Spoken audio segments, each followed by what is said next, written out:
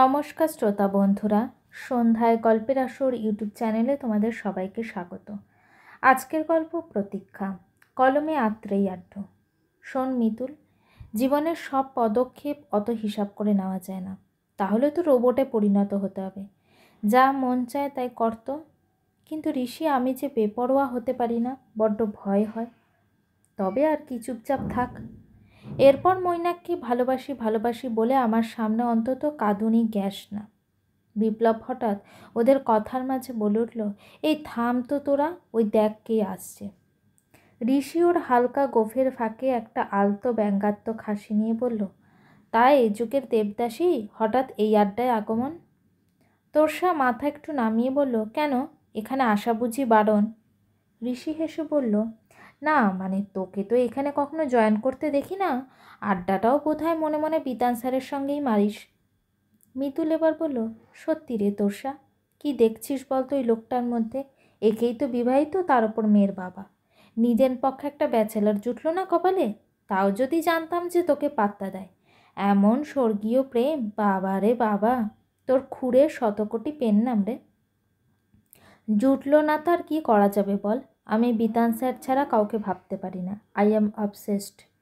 ঋষি বলল, বিবাহিত পুরুষকে ভালোবাসার সাহস যখন দেখাতে পারলি, তখন তাকে সামনাসামনি প্রপোজ করে ফেল। আশা করি তুই মিতুলের মতো ভীতু নোস। বাজে বকিস না ঋষি, উনি সংসারী মানুষ, সব জেনে শুনে আমি অশান্তি পাতাতে যাব? আমি ওকে ভালোবাসি। তোদের অবশ্য এসব বোঝার ক্ষমতা নেই, তোরা ভালোবাসা মানে কেবল শরীর খেলা বুঝিস।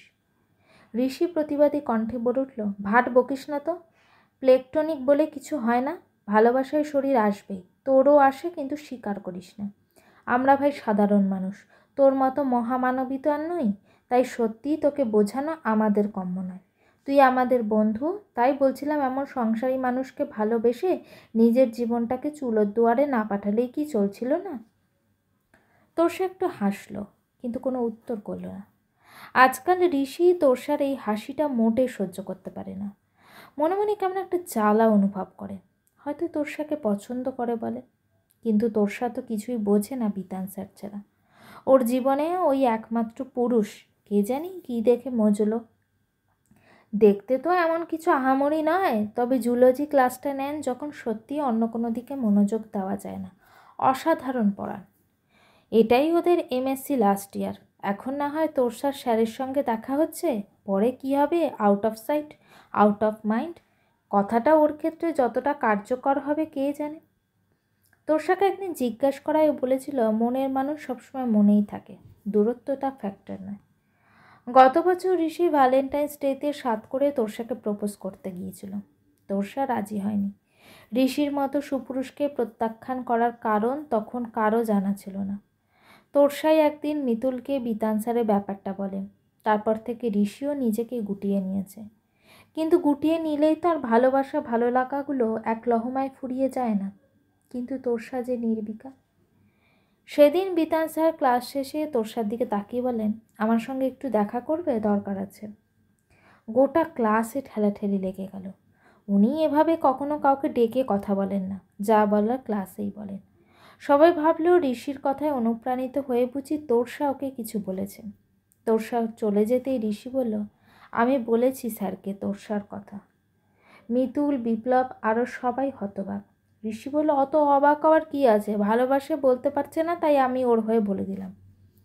মিতুল বলল, ঠিক করলি না ঋষি, এটা সম্পূর্ণ তোরসার ব্যক্তিগত ব্যাপার, এখানে নাককে না গলালেই চলছিল না। ঋষি কোনো কথা না বলে বেরিয়ে এলো।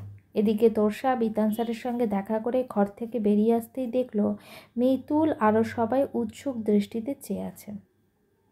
তবে তোরসার মুখ চোখের ভঙ্গিমা দেখে বাকিদেরও আর এই নিয়ে বিদ্রূপ করার সাহস হলো না। তোরসা সরাসরি ঋষির কাছে এসে বলল, শোধ নিলি তাই তো? ঋষি অবাক হওয়ার ভান করে বলল, শোধ? কিসের শোধ? তোরসা চোয়ার শক্ত করে বলল, ন্যাকামি আমার ভালো লাগে না ঋষি। তোর প্রস্তাবে রাজি হলাম না বলে স্যারকে আমার কথা সব বলে দিলি? তোরসা উত্তেজিত হতে দেখে মিতুল না থাকতে পেরে ছুটে এসে বলল, কি হয়েছে তোরসা, স্যার কি বললেন? তোরসা কঠিন মুখে বলল, স্যার কি বলেছেন সেটা শোনাটাই একেবারেই গুরুত্বপূর্ণ নয়। তারপর ঋষির দিকে তাকিয়ে বলল, একজন আমাকে খুব ভালোবাসে, ভাবছি তাকেই বিয়ে করব। সে যখন আমাকে এতই ভালোবাসে তখন সারা জীবনের মতো আমার দায়িত্ব নিতে নিশ্চয়ই পিছপা হবে না। মিতুর অবাক দৃষ্টিতে তাকিয়ে বলল, কে? তোরসা তেমনই কঠিন মুখ করে বলল, ঋষি। খুব ক্যাজুয়ালি তোরসার কথাগুলো শুনছিল ঋষি। ঠোঁটে একটা ব্যঙ্গের হাসিও ঝিলিক দিচ্ছিল, কিন্তু তোরসার এমন কথা ওর মুখের অভিব্যক্তি পাল্টে দিল নিমেষে। মজা করছে নাকি? মিতুল আর বিপ্লব হাঁ করে মুখ বন্ধ করতে ভুলে গেল। বাকিরা অবশ্য ওদের ঘিরে বেশ হইচই শুরু করে দিল। এর ফাঁকেই তোরসা ঋষির কাছে এসে ঘেঁষে ওর কানে কানে বলল, খেলতে আমিও পারি ঋষি। দেখি আমার মন থেকে তুই বিতান স্যারকে কীভাবে মুছতে পারিস। ঋষিও দমে যাওয়ার পাত্র নয়। জীবনটাকে যেন একটা খেলার ময়দান বানাবে বলে প্রস্তুত হলো। ঈষৎ হেসে বলল, চ্যালেঞ্জ অ্যাকসেপ্টেড। পার হয়ে গেছে ৫-৫টা বছর। ঋষি একটা বেসরকারি কলেজে অধ্যাপনার কাজে নিযুক্ত হয়েছে। তোরসা রিসার্চ নিয়ে ব্যস্ত। এতগুলো বছরেও ঋষি তোরসার কাছাকাছি আসতে পারেনি। মাঝে মাঝে ওর মনে হয় বিয়েটা করা কি উচিত হবে। পরক্ষণেই মনে হয় না, তোরসার কাছে ও কিছুতেই হারবে না। বিয়ে হলে ও ঠিক তোরসার মন জয় করে ফেলবে। তোরসার পরিকল্পনা একমাত্র মিতুলই জানত। ঋষিকে মিতুল অনেক বুঝিয়েছে যে এ সম্পর্ক জেদের সম্পর্ক, এতে কেউ সুখী হবে না। তোরসা না হয় জেদের বশে জীবন নষ্ট করার সিদ্ধান্ত নিয়েছে, কিন্তু ঋষি কেন ওর পাগলামির শিকার হচ্ছে? কিন্তু ঋষির জেদ যে কম নয়। তোরসাকে ও কিছুতেই জিততে দেবে না। বেশ ধুমধাম করে ওদের বিয়েটাও হয়ে গেল। ওদের দুজনের অভ্যন্তরীণ যুদ্ধের খবর কেউই পেল না। সবাই কবজি ডুবিয়ে খেলো, আনন্দ হলো। বিয়ের পর থেকে তোরসা যেন আরও বেশি করে অ্যাভয়েড করতে শুরু করলো ঋষিকে। অথচ ঋষি ছাড়া ওর বাবা মা কাকা কাকিমা কেউ কিছুই আভাস পেল না। সুনিপুণভাবে তোরসা অভিনয় করে যেতে লাগলো। বিতান স্যারের সঙ্গে ওর কোনো যোগাযোগ নেই এটা ঋষি জানে। সেদিন বিতান স্যার তোরসাকে ডেকে কী বলেছিল খুব জানতে ইচ্ছে হয় মাঝে মাঝে। কিন্তু দুজনের মাঝে এমন এক অদৃশ্য প্রাচীর করে উঠেছে যা ডিঙানো প্রায় অসম্ভব। দুদিন আগে মিতুলের সঙ্গে দেখা হয়েছিল ঋষির। অবশেষে সাহস করে মৈনা কারোর সম্পর্কের কথা বাড়িতে জানাতে পেরেছে। বিয়েটাও খুব শিগগিরই করবে ওরা। এসব আনন্দের খবরে ঋষির মনটা আরও ভারী হয়ে ওঠে। বিয়ের প্রায় বছর ঘুরতে চলল, এখনও তোরসা নির্বিকার। কত রাত ঋষি ওর ঘুমন্ত মুখের দিকে চেয়ে থেকেছে। ওর গোলাপি ভেজা ঠোঁটে ঠোঁট ডুবিয়ে দিতে চেয়েছে। আলগোছে চুলগুলো কপাল থেকে সরিয়ে দিয়ে ওর হরিণের মতো টানা মায়াবী চোখের ওপর চুমু খেতে চেয়েছে। কিন্তু ভীষণ দুর্বল মুহূর্তে ওকে একটু স্পর্শ করবে বলে যতবার হাত উঠেছে, ফুলসজ্জা রাতে তোরসার কঠিন কথাগুলো মনে পড়ে গেছে। অন্তরঙ্গ মুহূর্তে যদি আমি বিতান স্যারের নাম নিয়ে সহ্য করতে পারবি তো? বিয়েটা কিন্তু শুধুই জৈবিক চাহিদা মেটানোর জন্য নয় তো। যেখানে মন নেই সেখানে শরীরও নেই। তৎক্ষণাৎ নিজেকে সামলে কঠিন বাস্তবে ফিরে এসেছে ঋষি। সেদিন কলেজ থেকে ফেরার পথে বড্ড আনমনা ছিল ঋষি। নিজেকে কেমন পরাজিত সৈনিক বলে মনে হয় ওর। ভুল করে ফেলেছে ও, বড্ড বেশি ভুল করে ফেলেছে। ভালোবাসা যে জোর করে পাওয়া যায় না, সে যে বড় স্বতঃস্ফূর্ত। এমনই নানান কথা ভাবতে ভাবতে রাস্তা দিয়ে হাঁটছিল ঋষি। হঠাৎ একটা ভীষণ চিৎকার ওর কানে এলো। তার পর মুহূর্তেই চোখের সামনে সবটা অন্ধকার হয়ে গেল। চোখ খুলতে বড্ড কষ্ট হয়, মাথাটায় খুব যন্ত্রণা হচ্ছে। তবুও চেষ্টা করে তাকিয়ে বুঝতে পারল যে হাসপাতালের কেবিনে আছে। নড়ার বিন্দুমাত্র ক্ষমতা নেই। ওর সামনে বাবা মা আর তোরসা দাঁড়িয়ে আছে। সকলের মুখ থমথমে। তোরসার চোখে মুখে সে আলগা অহংকারটা যেন কোথায় হারিয়ে গেছে। দৃষ্টিতে বিহ্বলতা। খুব বেশি সময় চেয়ে থাকতে পারল না। চোখ দুটো আপনিই বুঝে গেল আবার। কথা বলার হালকা আওয়াজ কানে আসছিল, চিন্তা করবে না, ফাড়াটা কাটিয়ে উঠেছে, এবার আস্তে আস্তে ঠিক হয়ে যাবে। ভিজিটিং আওয়ার শেষ, সবাই বেরিয়ে গেছে কেবিন থেকে। তোরসা ধীর পায়ে ঋষির কাছে এলো। ওর অসার শরীরটার দিকে তাকিয়ে বুকের ভেতরটা যেন মুচড়ে উঠল। গলার কাছে অনেকটা কান্না দলা পাকিয়ে আছে। বেরিয়ে এলো কেবিন থেকে। বাড়ি ফিরে চেঞ্জ করার সময় আয়নার সামনে দাঁড়িয়ে মনে হলো, যাকে কোনোদিনও ভালোবাসেনি তার জন্য ও এত কেন বিহ্বল। ঋষি থাক বা না থাক, ওর কি এসে যায়? ও তো বিতান স্যারকে ভালোবাসেন। চোখটা ঝাপসা হয়ে আসছে। কেন বারবার চোখের ওপর ঋষির মুখটা ভেসে উঠেছে? ও তো ঋষির ওপর প্রতিশোধ নিচ্ছে। সেদিনে বিতান স্যারের কথাগুলো আজও কানে বাজে। দেখো তোরসা, একজন বিবাহিত পুরুষকে ভালোবেসে তোমার কোনো লাভ নেই। এটা তোমাকে বুঝতে হবে যে আমি তোমাকে কখনোই ভালোবাসতে পারবো না। তোমাকে আমি স্নেহ করি, এত ভালো স্টুডেন্ট তুমি। এসব অলীক কল্পনায় নিজেকে ডুবিয়ে দিও না। স্বপ্ন দেখে জীবন চলে না, বাস্তবের সঙ্গে হাঁটো। কি চরম অপমানিত বোধ করেছিল তোর্সা সেদিন। ও তো এসব কথা স্যারকে কখনো জানতেও চায়নি।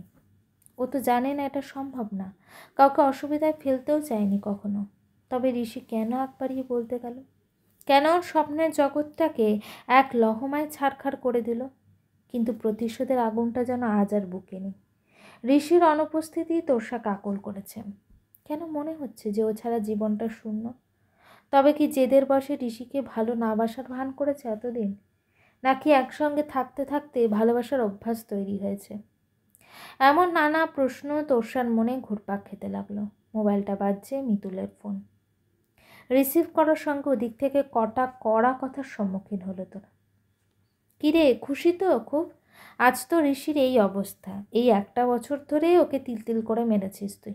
অথচ দেখ, ঋষি কিন্তু প্রত্যেকটা দিন, প্রতিটা মুহূর্তে তোকে ভালোবাসতে চেয়েছে, নিজেকে উজাড় করে তোর মন জয় করতে চেয়েছে। কিন্তু তুই তো পাথর, তুই শুধু প্রতিশোধ নিতে জানিস। আর কত প্রতিশোধ নিবি তুই? একটুও কি ভালোবাসা যায় না মানুষটাকে? যাকগে, এসব কথা তোকে বলে আর কি হবে বল? তোর কাছে তো তোর অহংটাই বেশি। তবে এই জেদের খেলাটা এবার বন্ধ কর। তোর্সা কোনো উত্তর দিতে পারল না, শুধু চোখের জল আজ বাদ মানছে না।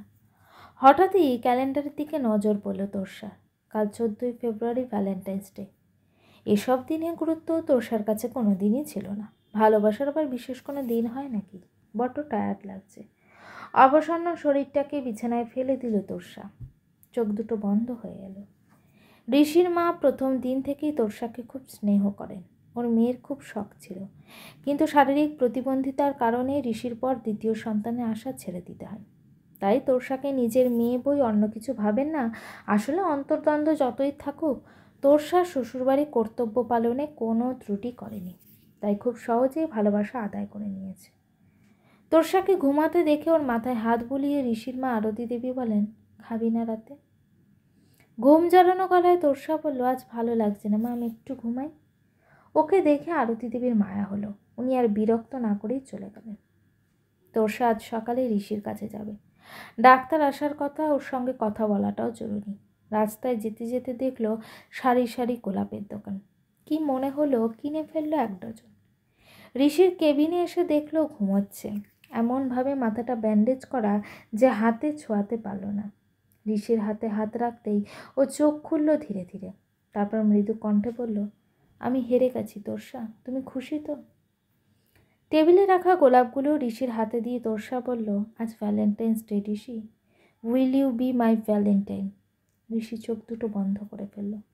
চোখের কোণায় আটকে থাকা জলটা তখন বালিশ ভিজিয়ে দিয়েছে। গল্পটি কেমন লাগলো অবশ্যই আমাকে কমেন্ট করে জানিও। আর আমার চ্যানেলের গল্পগুলো যদি তোমাদের ভালো লেগে থাকে, চ্যানেলটিকে সাবস্ক্রাইব করে পাশে থেকো।